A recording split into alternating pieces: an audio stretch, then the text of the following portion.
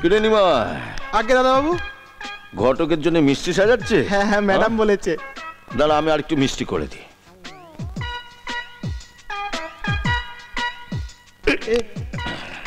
এটা কি মেশাচ্ছেন দাদা বাবু? গোলাপ, মিষ্টির মাস্তুতো ভাই, কিছু বুঝলি? ও এটা ধর। কি রে বলো, ইনি আমার মেয়ের জন্য অমিতাভ বচ্চন, শাহরুখ খান, ঋত্বিক রোশনের মতন পাত্র জোগাড় করে দিচ্ছেন, আর আমি নিজে হাতে ওনাকে মিষ্টি মুখ করাবো না? নিন হা করুন ঘটক মশাই, হা করুন। খাবেন না?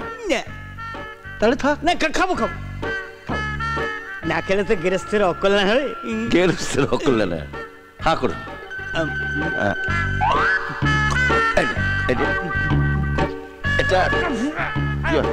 কি ঘটক মশাই, আপনি উঠে পড়লেন কেন? বাকি মিষ্টিগুলো খান। নিকুচি করে আপনার মিষ্টি বলুন, বালমুটা কোথায়? কি কথা? কি কথা? বালমুটা কোথায়?